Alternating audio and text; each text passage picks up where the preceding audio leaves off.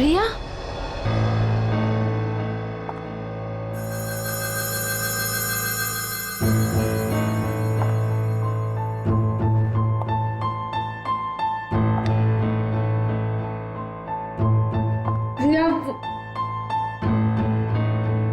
प्रिया वो एक्चुअली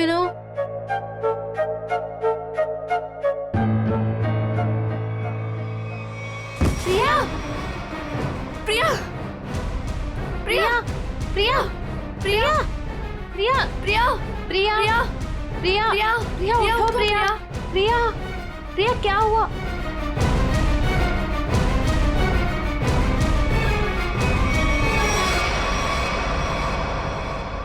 ये तो मर गई।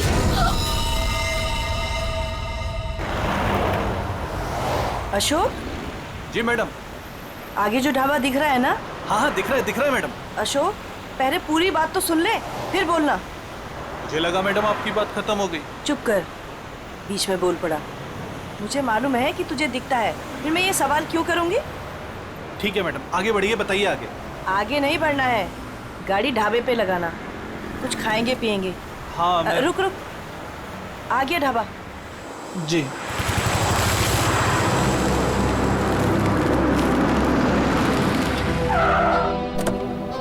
आइए साहब उतरिए।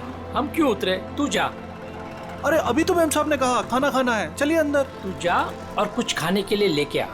साहब अंदर ढाबे में बैठकर आराम से खाइए ना, आइए ना। वहाँ जाने का मन नहीं हो रहा है, तू जा, हम लोग गाड़ी में खाते खाते निकल जाएंगे। ठीक है, लेकिन क्या लेकर आऊं साहब? जो हमें अच्छा लगे। मैडम हमको क्या पता चलेगा कि आपको क्या अच्छा लगेगा?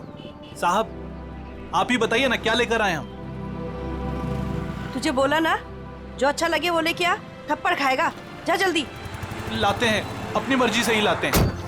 कह दिया कि अपनी मर्जी से लेकर आओ। अब अपनी मर्जी से कुछ भी लेकर आएंगे तो कहेंगे ये काहे लेकर आया, वो काहे लेकर आया।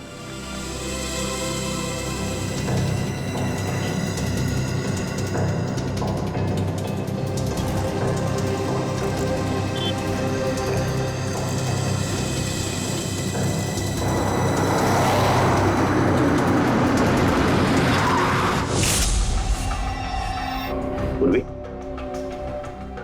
पलटाओ इसे। सर कोई घाव या चोट का निशान नहीं। हाँ, ना मुंह से कोई झाग निकला है, ना शरीर पर कोई नीले रंग के निशान है, ना कोई पंक्चर मार्क्स सुई के या और कुछ। ये जहर का मामला तो नहीं है।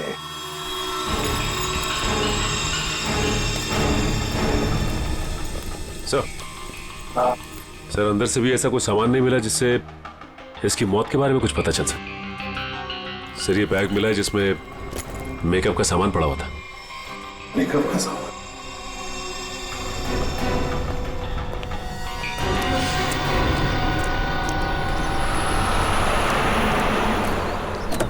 लीजिए मैडम खाना। साहब जी खाना ले आए हैं हम। मैडम लगता है दोनों सो गए, हमको खाना लाने भेजे। और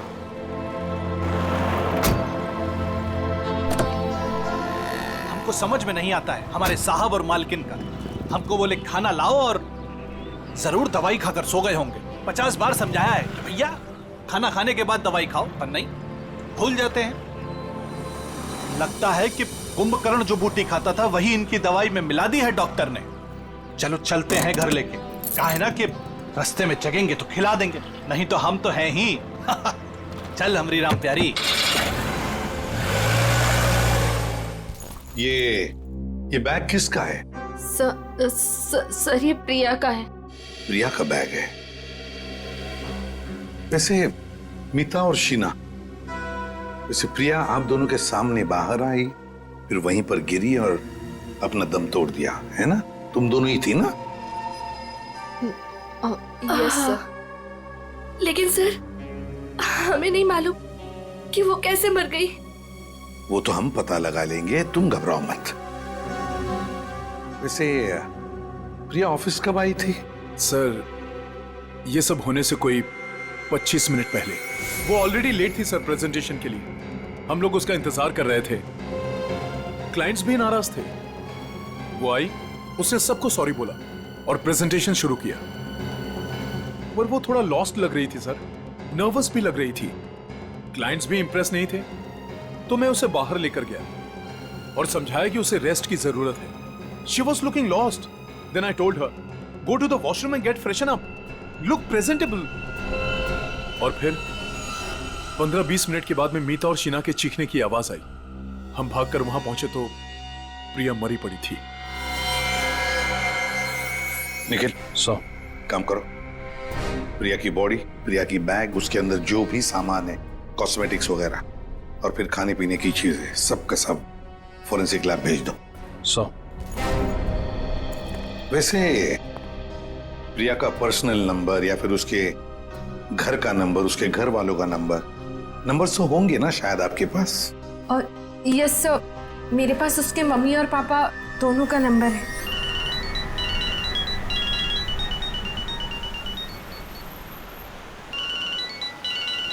अरे साहब, फोन बज रहा है आपका, उठाते क्यों नहीं है?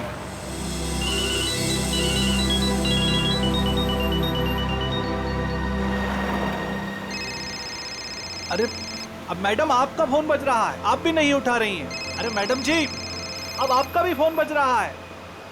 दोनों घोड़े बेचकर सो रहे हैं।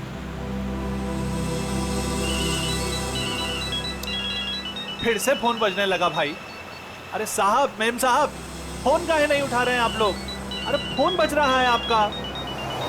लगता है हमको ही रोकना पड़ेगा।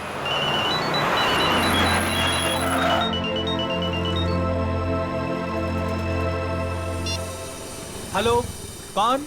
मिस्टर कुमार? नहीं, हम अशोक बोल रहे हैं, बोलिए। अशोक? तुम कौन हो? साहब के सारथी बोल रहे हैं, बोलिए। सारथी? अरे वाहन चालक बोल रहे हैं उनके, बताइए। हो, उनके ड्राइवर बोल रहे हो तुम?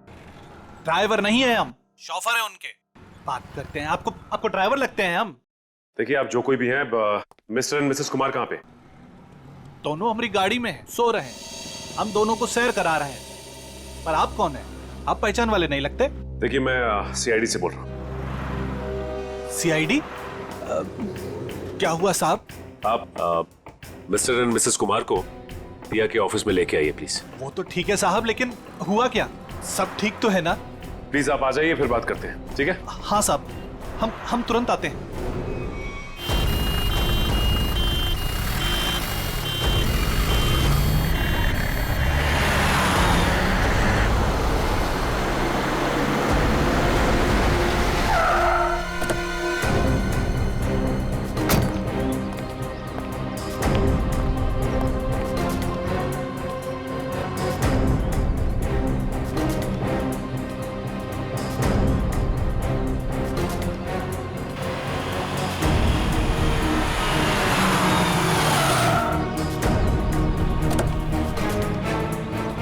नमस्कार साहब,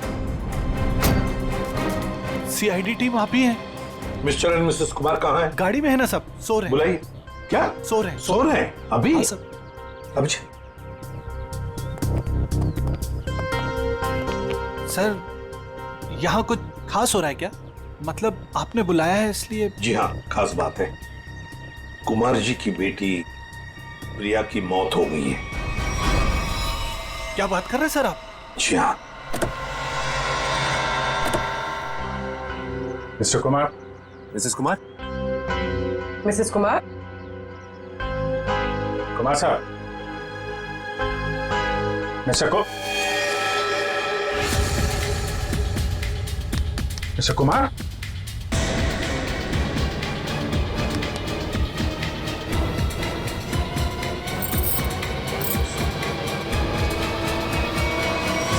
माय गॉड। सर ये भी? सचिन, कब से नौकरी कर रहे हो तुम कुमार जी के पास? साहब, पिछले 3 सालों से हूँ साहब के पास। 3 साल? जी सर। चेक करो, देखो मौत की वजह पता चलती है क्या है। साहब, हाँ। मिस्टर कुमार और मिसेस कुमार ये दोनों तो मर चुके हैं। क्या? नहीं सर। हाँ पूर्वी।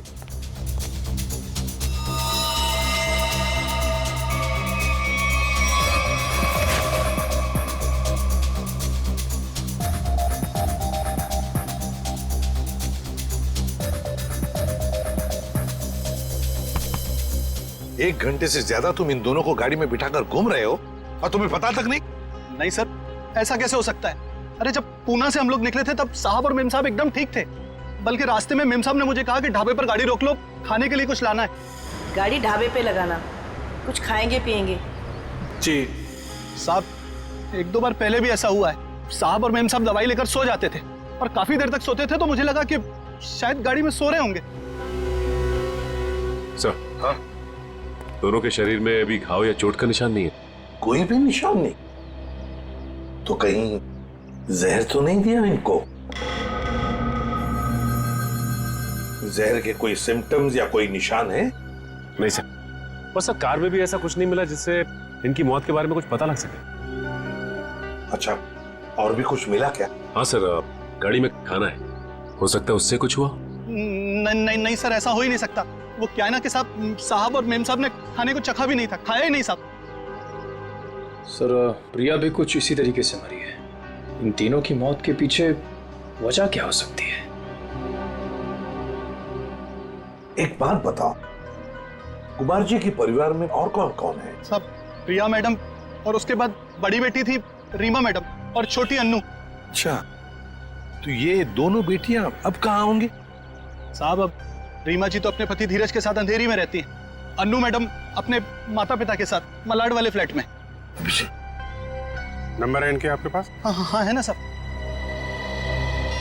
सर, ये सब अन्नू मैडम का नंबर है सर।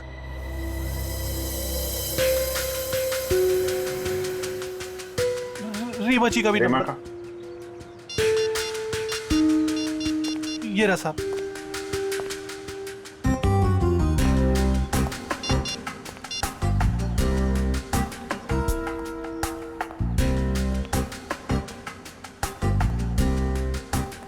हेलो रीमा जी, मैं सीआईडी से इंस्पेक्टर अभिजीत बोल रहा हूँ। आप सीआईडी ब्यूरो आ सकती हैं? वो हम आपको बाद में बताएंगे, थोड़ा अर्जेंट है। आप प्लीज़ जल्दी आइए। या ओके ओके। सर, रीमा को बोल दिया है सीआईडी ब्यूरो आने के लिए। और सर, अनु तो फोन ही नहीं उठा रही। हो सकता है साहब कॉलेज गई होंगी। कौन से कॉलेज में?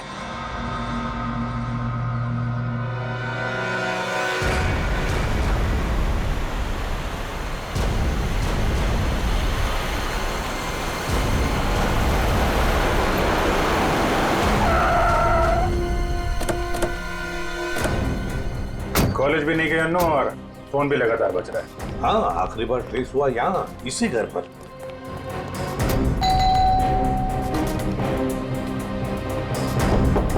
अन्नू,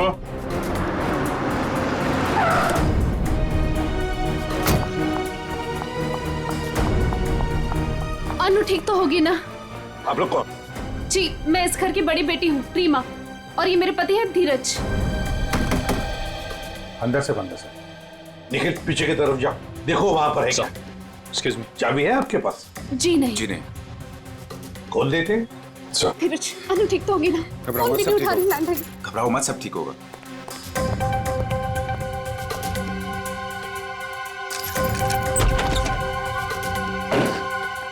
अनु, अनु, अनु, अनु,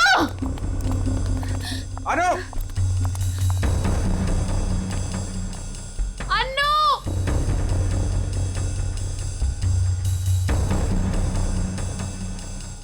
अभिजीत सर, जरा जाके देखो। अनु, ऊपर देखो।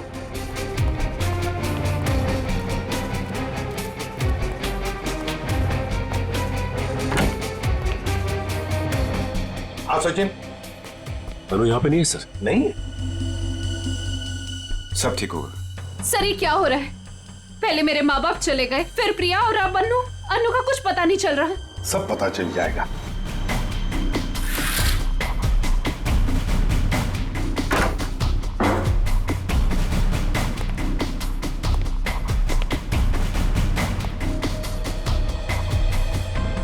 हाँ, नहीं सर, अभी तक तो नहीं मिली। सर, अनु यहाँ है। माय गॉड सर, अनु उधर ऊपर है। चलो।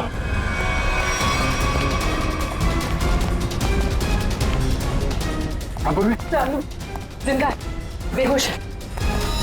इसको हॉस्पिटल लेके चलना पड़ेगा जल्दी। सचिन। हाँ अभिजीत, सर बेहोश है, हॉस्पिटल लेके जा रहे हैं, जल्दी चलो।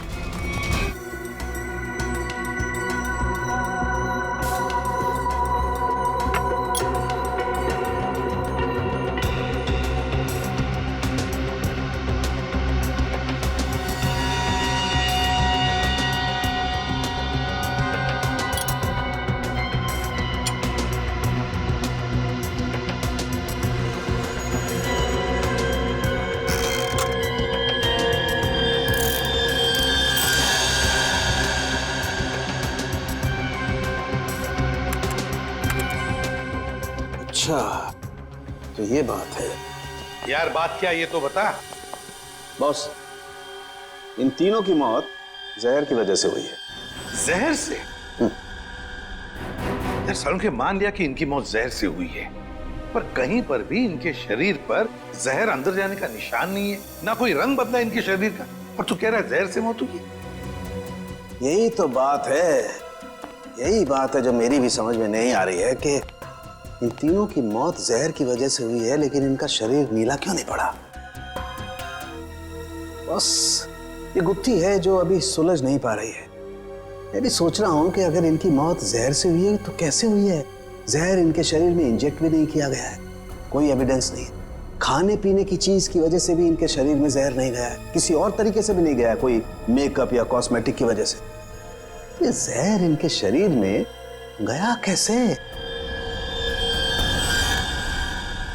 सर मैंने उस कार को भी चेक किया जहां पर मिस्टर एंड मिसेस कुमार की लाश मिली। वहां पर भी कोई जहर या जहरीली गैस के ट्रेसेस नहीं मिले।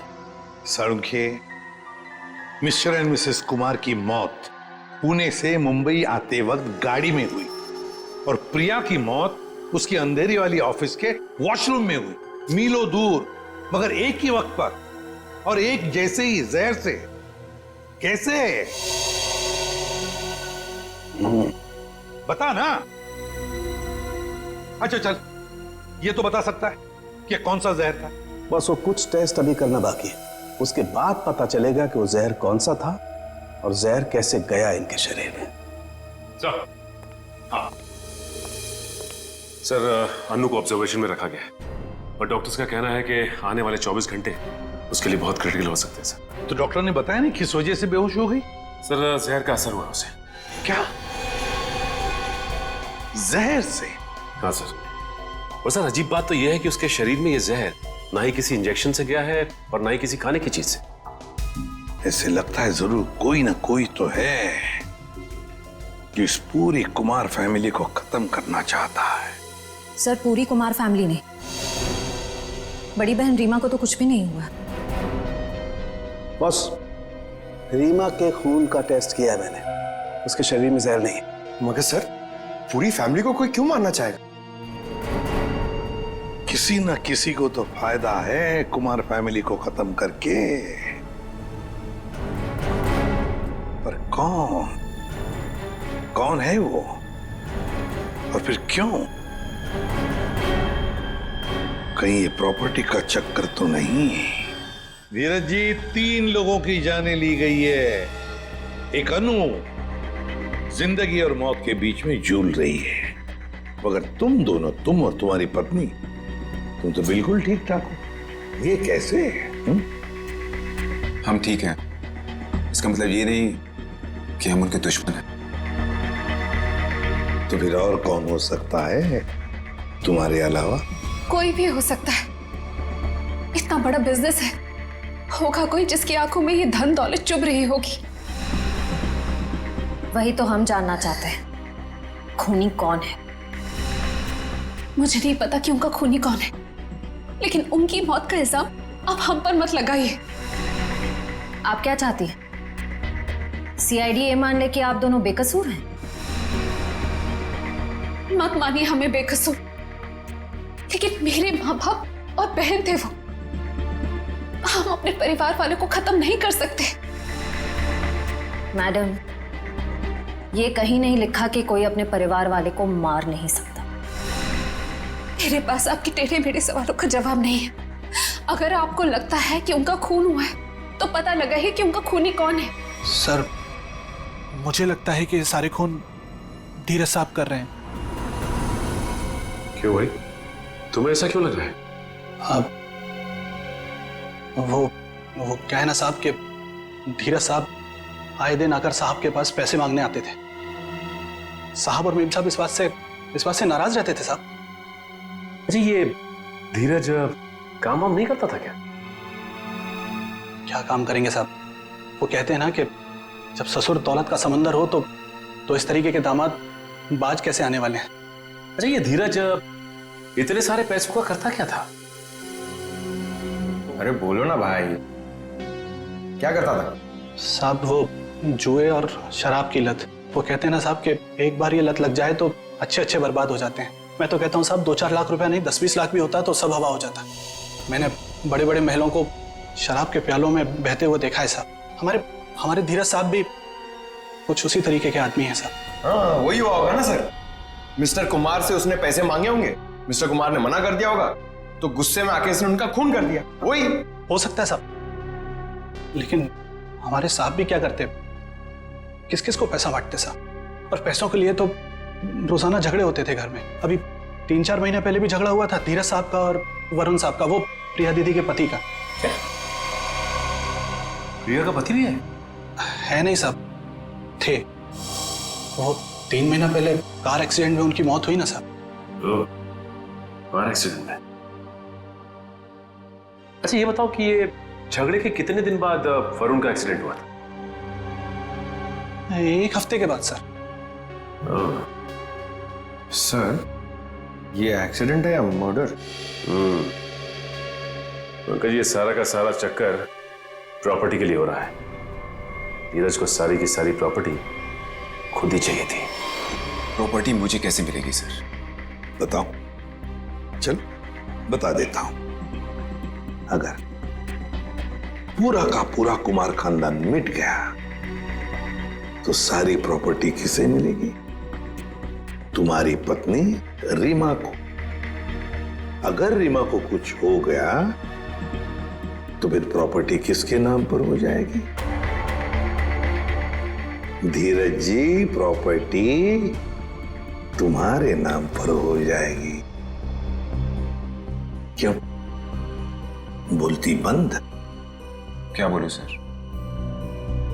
आप लोगों को कोई मिल नहीं रहा, आप लोगों को समझ नहीं आ रहा किसे फंसा है, तो आप लोग मुझे पकड़ रहे हैं सर।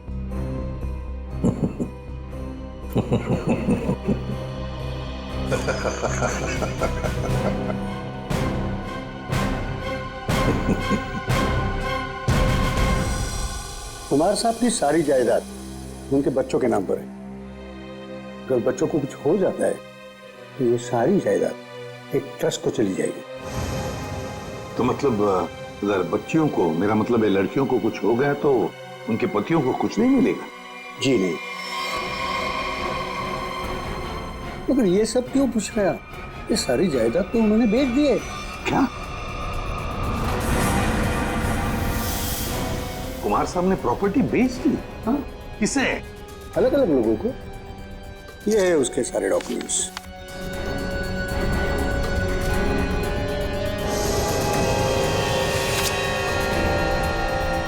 गोवा की प्रॉपर्टी, पूना की प्रॉपर्टी, महाबलेश्वर वाली प्रॉपर्टी, और हाँ, सारे पेपर्स पे उनके साइन है। साइन? ये सारे डॉक्यूमेंट्स मुझे आज ही अभी मिले हैं कुरियर से। क्या? ये सारी प्रॉपर्टीज के पेपर आज ही मिले आपको? हाँ। और ये जो प्रॉपर्टी बेच के जो पैसे मिले वो कहाँ है? मुझे नहीं पता सर, कुमार साहब ने ये सब अचानक भेज दिया। ये जानकर मैं उनको फोन करने वाला था, मगर पता चला कि उनकी मौत हो गई। फिर हाँ, तो मैंने सारे खरीदारों को फोन किया था, तो उन्होंने बताया ये सारी डीलिंग एक ही एजेंट के जरिए हुई है। बायर्स की कुमार साहब से मुलाकात तक नहीं हुई है। सारी प्रॉपर्टी की डील एक एजेंट ने की है? जैसे कि बायर्स ने उसका हुलिया बताया था, उसके मुताबिक तो एक ही एजेंट हो सकता है। गाड़ी, बड़ा चश्मा और हाँ, गोल्ड कैप भी थी। क्या आप ऐसे किसी एजेंट को जानते हैं जिसने कुमार जी के लिए पहले भी कुछ काम किया हो? नहीं। पापा हमें बिना बताए ऐसा कर ही नहीं सकते। ये पक्का किसी की चाल है प्रॉपर्टी हड़पने की। सर, रीना बिल्कुल सही कह रही है। मुझे लगता है कोई हमारे साथ गेम खेल रहा है। पापा ऐसा बिल्कुल नहीं कर सकते हैं। और करते भी तो हमें पता होता कि पैसे कहाँ हैं। सर, मुझे लगता है ये सिग्नेचर नकली है। किसी ने पापा के सिग्नेचर कॉपी करे हैं। जी नहीं, सिग्नेचर्स मैंने चेक किए, और नहीं है, कुमार साहब के ही है। अंकल, आप पापा को जानते हैं। पापा ऐसा कर ही नहीं सकते। वो हमें बिना बताए इतना बड़ा फैसला ले ही नहीं सकते। ये पक्का किसी की चाल है, कोई फ्रॉडरी, कोई फ्रॉड है। तो कोई तो है जो इन सब चीजों पे नजर रख रहा है, वरना ऐसे कैसे हो सकता है कि आज ही प्रॉपर्टी के पेपर आए और आज ही कुमार साहब की मौत हो गई। हाँ, ताकि कुमार साहब किसी को सच्चाई बता ना सके। सर, लेकिन ये कर कौन सकता है तो कोई ये परिवार वाला ही,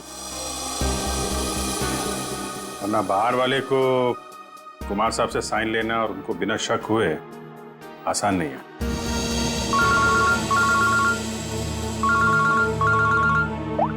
हाँ, बोलता रुके। क्या? पेंट से? हाँ बॉस, पेंट की वजह से इन तीनों की मौत हुई है। यार साउंड तो क्या बात कर रहा है? क्या पेंट पी लिया उन्होंने? पेंट नहीं पिया है बॉस, पेंट में जहर मिला हुआ था और वो जहर इनके फेफड़ों में पहुंचा, इसकी वजह से इनकी मौत हुई है। ये देख साउंड के हवा में बात मत कर, जल्दी बता दे असली बात क्या है। देखो, तुम जानते हो मैं बिना सबूत के कुछ नहीं कहता हूँ। बॉस, इनके फेफड़ों में जहर के साथ साथ मुझे कुछ केमिकल के ट्रेसेस मिले और वो केमिकल सिर्फ पेंट में इस्तेमाल होता है। और सर, वो भी धीरे धीरे, शायद 20-25 दिनों में ये जहर उनके शरीर में गया होगा, बिल्कुल स्लो पॉइजन की तरह। और उन्हें पता भी नहीं चला कि वो लोग धीरे धीरे जहर इनहेल कर रहे हैं। और बस धीरे धीरे एक एक पल ये लोग मौत के करीब जा रहे थे। और संयोग की बात है कि आज उस स्लो पॉइजन की वजह से इनकी मौत हो गई। पेंट में जहर, पेंट में जहर, पूरी कुमार फैमिली का घर। सर, लगभग 1 महीना पहले घर के तीनों बेडरूम की पेंटिंग हुई थी। किस किस का बेडरूम था वो? मम्मी, पापा, अनु और प्रिया के बेडरूम में। बस मुझे तीनों बेडरूम्स का पेंट चेक करना पड़ेगा। कर लो। पूरी निकल अमित,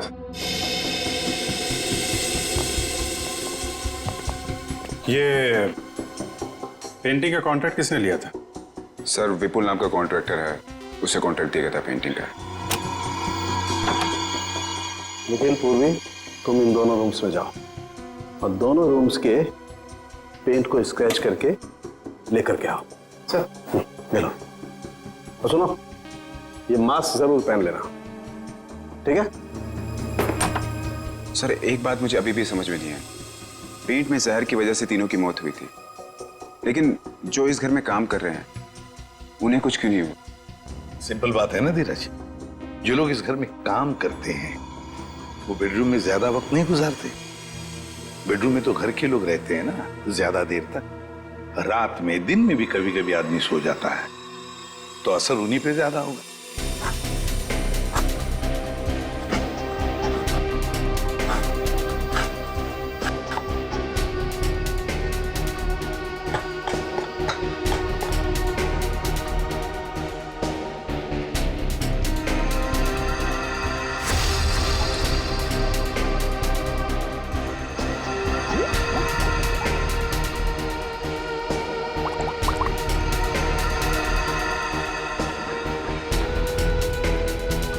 ये किसकी तस्वीर है? सही है, मेरे जीजू हैं। इनका नाम वरुण है, प्रिया के पति।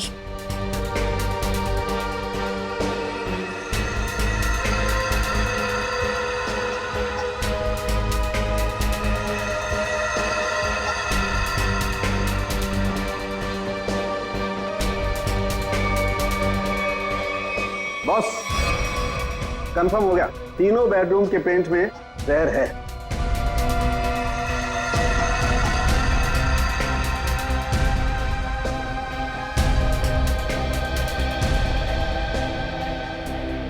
पेंट में जहर कैसे हो सकता है? कौन कर सकता है और क्यों? पेंटिंग कॉन्ट्रैक्टर विपुल, उठाओ उसे। सर, मैं पेंट में जहर क्यों डालूंगा? मेरी क्या दुश्मनी होगी कुमार फैमिली से? जिसकी दुश्मनी थी कुमार फैमिली से उसने कहा होगा। हाँ सर, और उसके बदले में मोटी रकम ली होगी इसने। सर, आप ऐसा क्यों कह रहे हो? मैं कॉन्ट्रैक्टर हूँ, खूनी नहीं। मैं सच कह रहा हूँ। मुझे तो ये भी नहीं पता कि उस पेंट में जहर था या नहीं। नाटक मत कर, ये नाटक हम लोग रोज देखते हैं। सर, अगर मुझे पता होता कि पेंट में जहर है तो मैं ये कॉन्ट्रैक्ट कभी लेता ही नहीं। और मैं अपनी और अपने लोगों की जान खतरे में क्यों डालूंगा? तो क्या पेंट में जहर फैक्ट्री में से भर के आया है?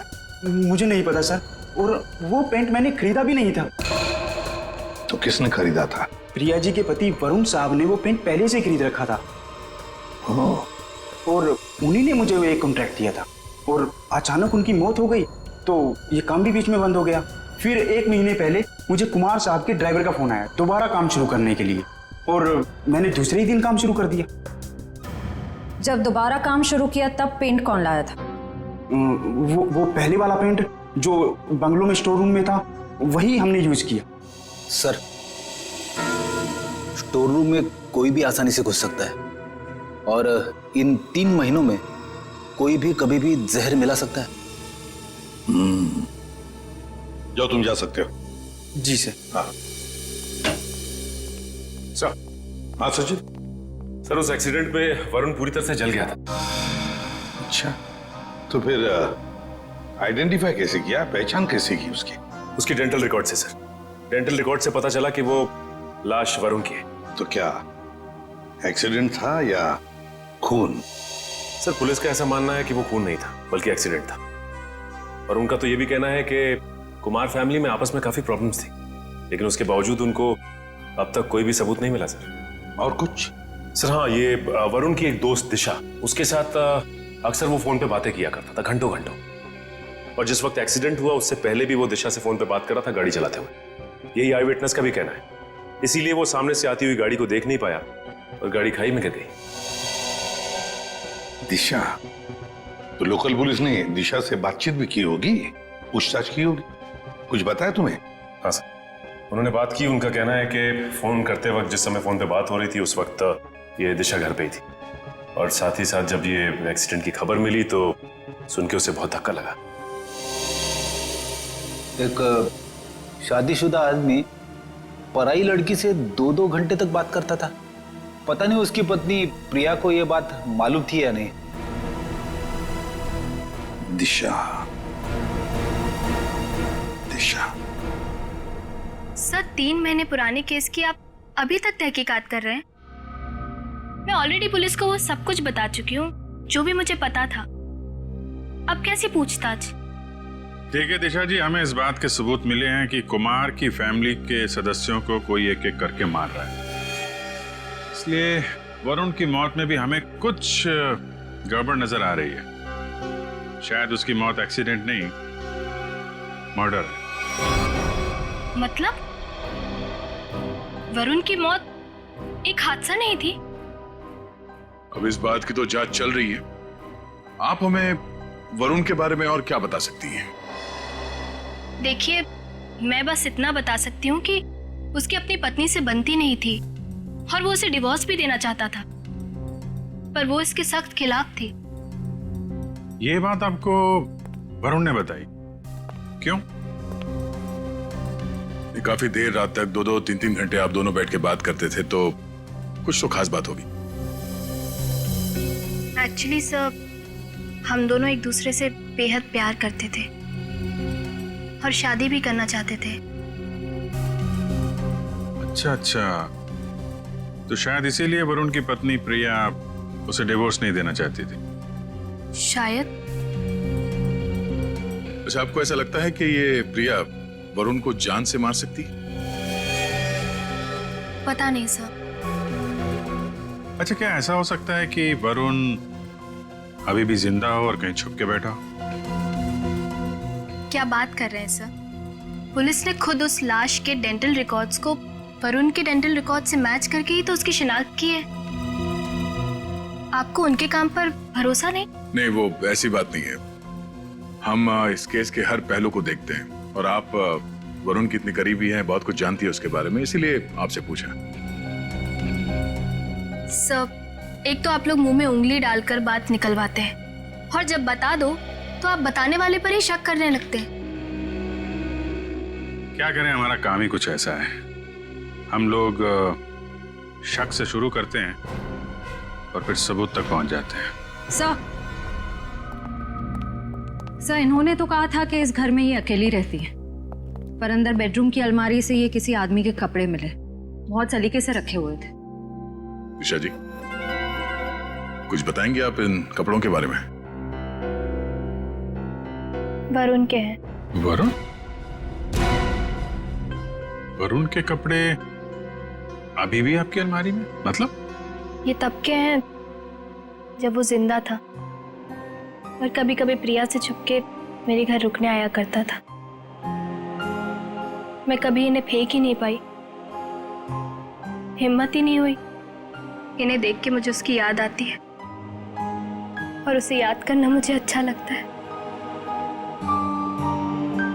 माफ कीजिए दिशा जी, हमने आपका दिल दुखाया, पर हम बस अपना काम कर रहे थे। Thank you very much.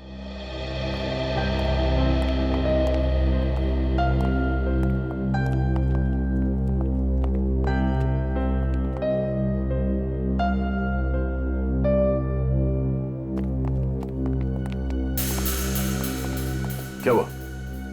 कुछ पूछना रह गया? एक मिनट। अरे आप लोग श्रेया, फिर से यहाँ पे? एक मिनट, क्या हुआ? प्लीज। यहाँ पे डेंचर था।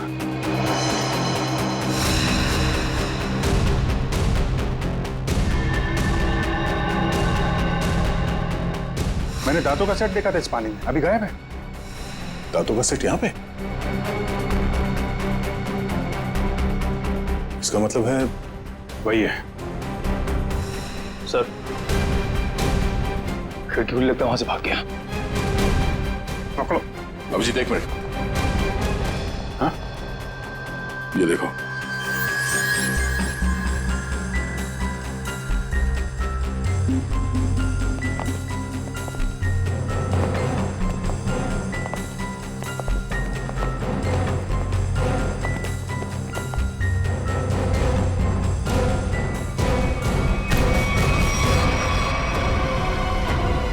नकली दांतों ने फंसा दिया। अब तुझे इसे दोबारा लगाने की जरूरत नहीं पड़ेगी।